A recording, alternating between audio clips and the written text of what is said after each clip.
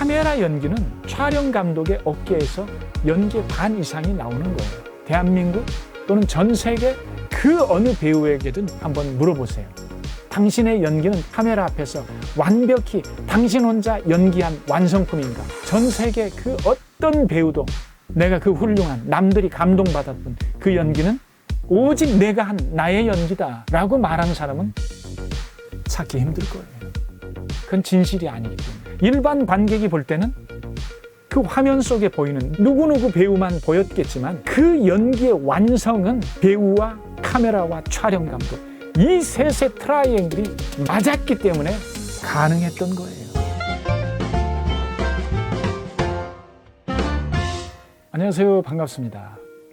저는 한국시네마 연기연구소 소장이자 지난 3월 카메라 연기론 액팅 트라이앵글을 출간한 저자 주한리 문홍식입니다. 제가 앞으로 이 채널을 통해서 여러분과 함께 이 책에 대해서 그리고 이 카메라 연기에 대해서 여러분과 함께 얘기를 좀 나누고자 하는데요.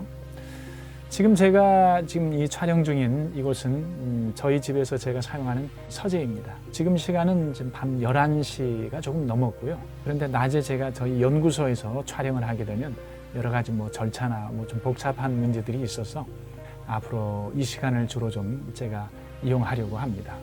오늘은 첫 시간이기 때문에 아직 이 책을 보지 않으신 분들을 위해서 책에 대해서 좀 간단히 설명을 드리고자 합니다.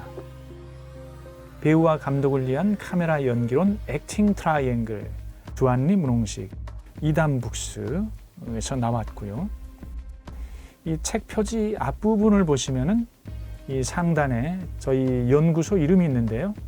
저희 한국시네마 연기연구소는 일반적인 그 연기 학원이 아닙니다. 기성 배우들의 그 재교육을 위한 그런 기관이기도 하고 카메라 연기를 집중적으로 연구하는 전문 기관이라고 할 수 있습니다. 이 액팅 트라이앵글, 책의 제목에 해당하는 이 액팅 트라이앵글은 한마디로 카메라 연기의 그 3요소를 말하고 있습니다. 연극 같으면 연극의 3요소, 희곡, 배우, 관객 이런 3요소가 있잖아요. 그런데 카메라 연기의 3요소 이건 사실 그동안 아무도 정의한 바가 없습니다. 그래서 이 책 표지에 나와 있는 것처럼 이 액팅 트라이앵글이라는 이 말은 이제 이 카메라 연기의 용어로도 사용이 될 텐데요. 세계 최초로 이 저자인 제가 이 액팅 트라이앵글이라는 카메라 연기 용어를 만들어내게 된 것입니다. 시나리오 분석과 시나리오 읽기 연습, 시나리오를 읽는 카메라 앞에 서기 전까지의 과정이 이 책의 반에 해당하는 부분을 이렇게 카메라 앞에 서기 전까지 대사 연습, 시나리오 분석에 대해서 나와 있고요. 이 나머지 반은 이제 카메라 앞에 섰을 때 이 카메라 연기를 주로 이제 다루고 있습니다. 이 반은 카메라 연기에 대해서 다룹니다. 그리고 이 책 뒷면에 해당하는 이 부분에 대해서 좀 말씀을 드리겠는데요. 비전문 무명 배우들이 데뷔작으로 칸, 베니스, 베를린 국제영화제에서 남녀 주연상을 거머쥔 숨은 비결은 무엇이었을까라는 말이 있는데 실제 이런 배우들이 있다는 거죠. 네.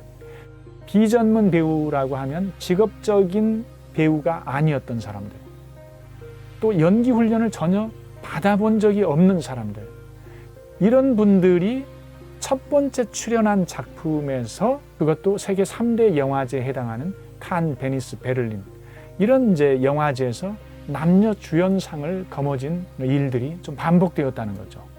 이 말은 바꿔 생각하면 카메라 연기는 연극 연기와 달리 누구나 카메라 연기자로 쉽게 데뷔할 수 있고 또 좋은 연기를 보여줄 수 있다는 겁니다.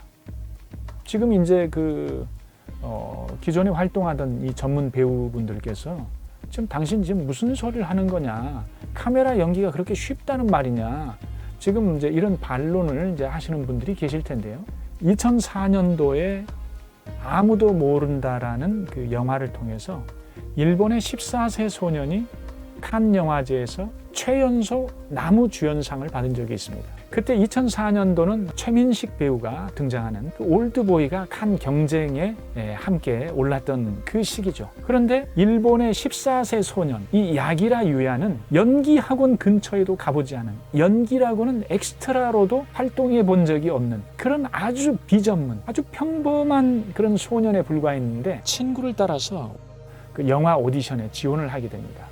그런데 그 첫 오디션에서 감독의 눈에 발탁이 되었고 주연 배우로 출연을 하게 되었죠. 이 외에도 2023년 작년도죠. 베를린 영화제에서 스페인의 그 8세 소녀 소피아 오테로라는 어린 소녀가 2만 종의 벌들이라는 작품으로 베를린 영화제 최연소 여우주연상을 받게 됩니다. 놀랍지 않습니까? 그 외에도 1996년 프랑스의 5세 소녀 빅토아르 띠비솔은 이 보네트라는 작품으로 베니스 영화제 최연소 여우주연상을 또 받게 됩니다. 그 외에도 많습니다. 아카데미나 뭐 이런 영화제에서 상을 받은 어린 친구들도 있고요. 그리고 또 한 분만 더 소개하자면 이 튀르키예의 메흐멧 에민 토플락이라는 이 배우는 2003년 우작이라는 작품으로 칸 영화제에서 남우주연상을 받게 됩니다. 그런데 이분은 공장 근로자였고 일자리를 찾아서 근근히 생활하던 노동자였는데 자신의 사촌형이 영화를 찍고 싶었지만 제작비가 없어서 그 사촌형의 작품에 출연하게 된 겁니다. 이 배우는 연기 교육을 전혀 받아본 적이 없어요. 자기 사촌형의 작품에만 3번째 출연을 하게 됩니다.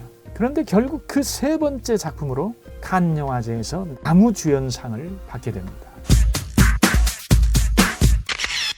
이런 예들을 살펴보면 배우라는 것은 많은 훈련을 통해서만 꼭 좋은 연기를 하는 것이 아니라 경험이 아직 없는 비전문 배우도 좋은 감독을 만나면 세계적인 영화제에서도 남녀 주연상을 받을 수 있는 정도의 훌륭한 연기를 해낼 수 있다는 거예요. 이 말은 바꿔 말하면 배우는 이 타 분야 예술이나 스포츠나 어떤 다른 기술적인 면과 다르게 인간은 태어나는 순간부터 연기에 필요한 모든 재료를 이미 가지고 있다는 사실입니다. 만약에 연기의 재료를 가지고 있지 않으면 비전문 배우가 어느 날 갑자기 데뷔를 할 수도 없고 좋은 연기를 보여줄 수가 없죠. 이 표지 뒷면에는 이 배우의 명연기는 감독의 정확한 지시서로부터 시작된다라는 말이 있는데요. 이 비전문 무명 배우들이 이 세계 3대 영화제에서 남녀 주연상을 받을 수 있었던 결정적인 이유가 바로 이겁니다. 이 감독이 정확한 지시서를 가지고 지시를 했기 때문이에요. 정확한 주소의 번지수를 그의 손에 쥐어준 거예요.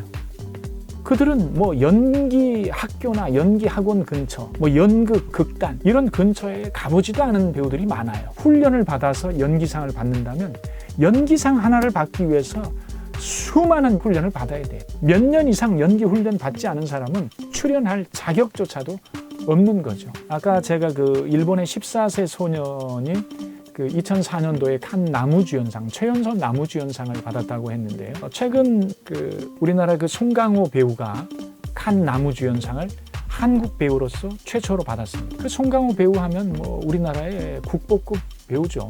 뭐 훌륭한 배우인데 좀 늦은 감은 있지만 그분이 이제 칸에서 남우주연상을 받았는데 공교롭게도 우연의 일치가 아니라 아까 말씀드린 그 일본의 14세 소년이 칸 영화제 최연소 남우주연상을 받았던 그 작품을 연출한 일본의 고레다 히로카즈 감독이 연출한 그 브로커, 그 영화를 통해서 남우주연상을 받은 거예요. 물론 송강호 배우가 훌륭한 배우죠. 훌륭한 배우지만 그동안은 그러면 왜 받지 못했냐? 우린 그런 질문을 던져봐야 해요. 절대 오해하지 마세요. 우린 반대로 그 질문을 던져볼 수 있어야 된다는 거죠. 그럼 왜 우린 그동안 받지 못했는가? 거기엔 뭔가 이유가 있을 수 있다는 거죠. 왜 어떤 감독은 한 감독이 여러 명의 남녀 주연상을 만들어내는데 똑같은 훌륭한 배우인데도 어떤 배우는 평생 연기상을 받지 못한 배우도 있다는 거예요. 아까 말씀드린 튀르키예 그 공장 근로자였던 메흐멧 에민 토플락을 칸 남우주연상을 받게 한 이 누리빌게 제일란 감독은 지금까지 일평생 자기가 찍은 모든 영화가 10편이라는 거예요. 자신의 단편 영화를 포함해서. 그런데 그 10편 중에 3명의 칸 남녀 주연상을 탄생시켰다는 거죠. 이게 뭐 우연히 일어나는 일이라고 볼 수 없잖아요. 그러면 그만의 특별한 연기를 끌어내는 노하우가 있기 때문이죠. 제 책에 보시면은 그분의 그 누리빌게 제일란 감독의 촬영 현장을 소개하는 그런 영상이 나옵니다. 이렇게 그 QR 코드들이 있습니다. 이 QR 코드를 찍어 보시면은 그분이 그 배우의 연기를, 그 누리빌게 제일란 감독이 배우의 연기를 끌어내는 그 모습을 보시면은 뭔가 남다름이 있어요, 분명히. 그래서 비전문 배우도 바로 즉시 그 연기에 적응이 되는 거예요. 한국에서는 이 누리빌게 제일란을 저만큼 많이 알고 있고 가깝게 지내는 분은 아마 없을 겁니다. To My Little Brothers, 홍식, 누리빌게 제일란 2005년도에 자신의 DVD 세트 4장을 저에게 선물로 주셨는데, 이 누리빌게 제일란 감독은 2014년 칸 영화제 황금종려상을 받으셨고 2008년에 감독상을 받으셨고 2011년과 2003년 심사위원 대상을 2차례 받으셨습니다. 그리고 2023년 칸 여우주연상과 2003년 2명의 칸 남우주연상을 배출시킨 바로 그 장본입니다. 그러니까 칸 영화제에서 남녀 주연상을 3사람을 배출시킨 분이십니다. 그러니까 이분은 연기를 끌어내는 탁월함이 있는 분이라고 그렇게 말할 수가 있죠. 많은 감독님들이 작품상은 받았지만 연기상을 받기가 어려운 경우들도 많죠. 그런데 이분 같은 경우는 칸 영화제에서만 3사람의 남녀 주연상을 받게 했다. 이것은 이분의 탁월한 연기 연출력, 배우의 연기를 끌어내는 탁월함이 있다. 이제 그렇게 볼 수 있죠. 근본적으로 우리는 모든 사람이 배우의 모든 필요한 연기의 재료를 가지고 있다. 지금 우연히 일반인인 누군가가 이 유튜브 방송을 보고 계시는 분도 계실 거예요. 지금 당신 역시 당신 안에는 이미 무한한 연기의 재료가 있다는 것을 발견해야 돼요. 당신은 바이올린이나 피아노 1,000만 원짜리 1억짜리를 줘도 연주할 수 없어요. 연주할 수 없지만 대부분의 사람은 연기를 주문했을 때 모든 인간은 100% 연기를 할 수 있다는 점이에요. 놀랍죠? 카메라 연기는 촬영 감독의 어깨에서 연기의 반 이상이 나오는 거예요. 대한민국 또는 전 세계 그 어느 배우에게든 한번 물어보세요. 당신의 연기는 카메라 앞에서 완벽히 당신 혼자 연기한 완성품인가? 전 세계 그 어떤 배우도 내가 그 훌륭한, 남들이 감동받았던 그 연기는 오직 내가 한 나의 연기다 라고 말하는 사람은 찾기 힘들 거예요. 그건 진실이 아니기 때문에. 일반 관객이 볼 때는 그 화면 속에 보이는 누구누구 배우만 보였겠지만 그 연기의 완성은 배우와 카메라와 촬영 감독, 이 셋의 트라이앵글이 맞았기 때문에 가능했던 거예요. 그 심각하고 불안정한 상태에서 카메라가 뻣뻣하게 한쪽 구석에서 찍었다든지 절대 그 사람의 그 불안한 심리를 표현할 수 없는 거예요. 버드맨이라는 작품, 이 작품을 보면 굉장히 뛰어납니다. 이 영화 시작에서 마지막 장면까지 한 셔트로 계속 화면이 연결되죠. 그러나 실제는 이제 편집에 의해서 계속해서 이어붙여져 있죠. 이어붙여져 있는데 교묘하게 카메라가 지나가면서 다시 또 그 지나가는 연결 숏이 또 붙고 하면서 마치 카메라가 쉬지 않고 시작에서 마지막 그 화면까지 이어지는 것처럼 1917이라는 그 영화도 그렇지 않아요? 근데 그 영화보다 더 뛰어난 게 저는 개인적으로 그 버드맨이라는 그 작품을 보면 리허설 장면이나 부가 영상, 화면들을 찾아서 좀 보시면 도움이 되는데, 카메라와 한 호흡을 맞추기 위해서 수많은 리허설을 하는 거예요. 호흡을 맞추기 위해서. 배우 혼자 그러니까 연기 잘해서 되는 게 아니에요. 카메라 연기는. 카메라와 촬영 감독, 이 셋의 트라이앵글이 맞아떨어졌을 때 좋은 연기, 훌륭한 연기가 나오는 것이지, 배우 혼자 백날 자기 혼자 열심히 해봐야 카메라와 내가 교감하지 못하면 이것은 실패하는 연기예요. 그래서 카메라 연기의 가장 중요한 것은 내가 얼만큼 배우 생활을 오래 했느냐, 이게 아니라 내가 얼마만큼 어디에서 연기를 많이 배웠느냐, 수업료를 얼만큼 내고 내가 그동안 연기를 배웠느냐, 이게 아니라 단 한 작품, 첫 번째 출연하는 작품에 출연하는 배우라 할지라도 내가 이 카메라와 교감하는 것, 이 촬영 감독과 내가 이 셋의 호흡이 맞아떨어질 때 훌륭한 연기가 완성된다는 거예요. 그런데 많은 배우들이 촬영장의 감독과는 끊임없이 교감을 나눕니다. 끊임없이 대화하고 하는데 촬영 감독과 대화하는 배우들이 거의 없어요. 지금 이 방송을 만약에 기성 배우들이 본다면 내 자신을 한번 생각해 보세요. 기성 배우들 중에서도 촬영 현장에서 촬영 감독과 나는 얼마만큼 교감하고 있는가, 내가 얼마만큼 소통하고 있는가 생각해 보십니다. 거의 잘 하지를 않나요? 감독과는 끊임없이 대화하고 뭔가를 나누려고 하는데 감독은 정작 카메라가 돌아가는 순간에는 그 공간에 들어올 수 없는 분이죠. 그런데 실제 나의 파트너이자 나의 공조자인 카메라와 촬영 감독과 내가 함께 호흡을 나누지 못하면 이것은 10번, 20번 계속 NG가 나는 거예요. 카메라 앞에서 연기하는 배우가 카메라를 알지 못한 채, 카메라와 교감하지 못한 채 자기 혼자, 때론 옆에 있는, 앞에 있는 상대 배우와만 연기한다면 이 연기는 정말 수치스러운 연기예요. 자신이 20년, 30년 연기했는데도 카메라를 알지 못한다? 카메라는 나를 찍고 있는 기계적인 장치에 불과하다. 저 촬영 감독은 하나의 스태프다. 이렇게 생각하는 배우가 있다면 이 배우는 카메라 앞에서 결코 좋은 연기를 보여줄 수가 없어요. 이런 사람은 절대 카메라 연기를 완성할 수가 없어요. 카메라 연기자로서 존재 가치가 없는 거예요.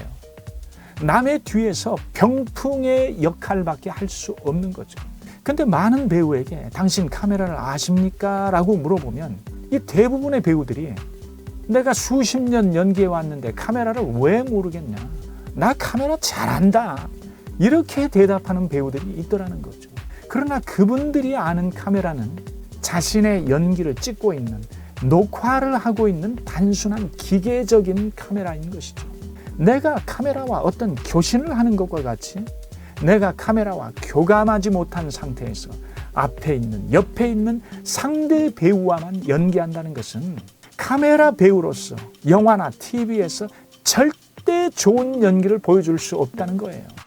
카메라 연기의 3요소, 카메라 연기의 3박자인 이 연기의 진리를 모른다면 평생을 연기해도 그 사람은 카메라 앞에서 여전히 연극 연기를 하고 있는 거예요.